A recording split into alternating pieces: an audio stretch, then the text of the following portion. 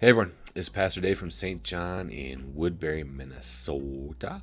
Thanks for checking out today's 5 minutes of hope for Thursday, June 18th.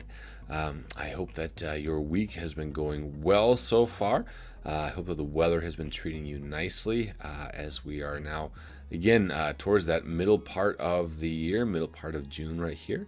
And even though we're still battling a pandemic and the virus is still going on, I do hope that the kind of normalizing of things as we kind of get used to life and as things start to open up gradually, I pray that these are all blessings for you.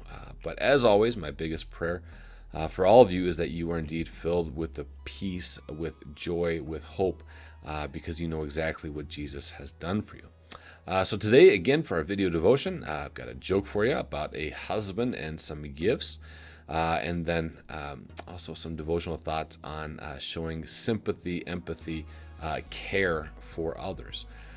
So first, our joke. It's about a husband and a wife. And so one morning, the husband was getting ready to go to work, and his wife said to him, "Do you remember what today is?" And the husband had no clue what day it was. But he was a quick thinker, so he just said, "Of course, absolutely, I remember what day it was, but I got to get to work." And so he rushed out the door and headed off to work. Well, later that morning, about 10 o'clock in the morning, someone knocked on the door at home, and the wife opened the door, and there was a delivery person with a bouquet of a dozen long-stemmed red roses. And the next, about a couple hours later, about noon, again, another knock at the door, and this time the wife opens the door, and there again is a delivery guy with a massive box, about 2 pounds of her favorite chocolates.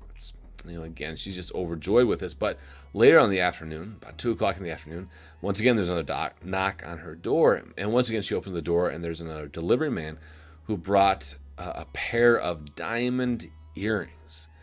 And so the wife is just ecstatic. And when the husband comes home, he is very full of himself, even though he couldn't remember what day it was. He was just overjoyed that he was able to cover himself with these gifts. And so he asked his wife, "How was your day?" And like I said, she was ecstatic. She was overjoyed. She says, "I can't believe all these presents, the flowers, the chocolates, the earrings. This has to be the best Groundhog's Day ever."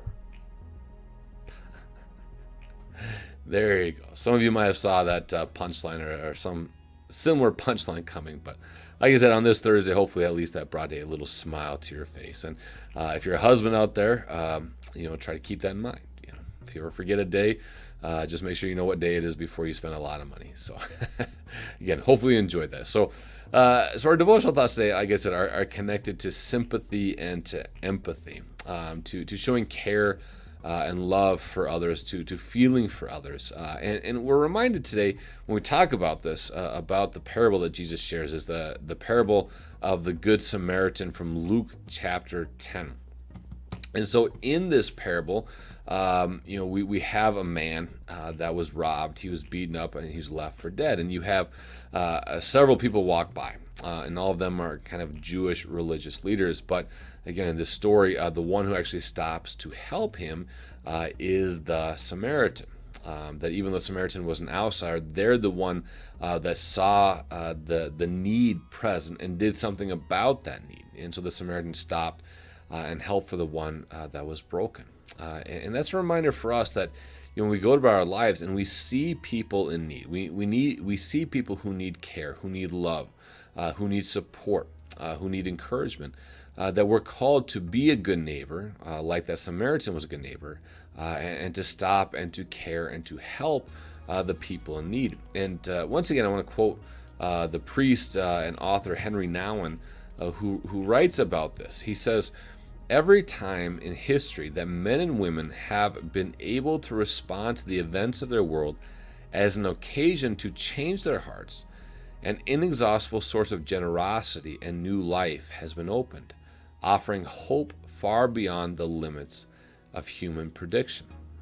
And so, I think this is a good time, with everything going on in the world, and especially right now with some of the civil unrest, really dealing with racial tensions, this is a great reminder for us to open our hearts, to open our hands, to be generous with others, whether that's generous through giving to different causes. It could be generous in our time, spending time with others, generous with our abilities to care and love for others. But, again, as Nowan reminds us, that we have events that happen in human history that reminds us of what our calling is, which is to be the lights of the world, to be salt in the earth, to be reflecting Christ's love into the world.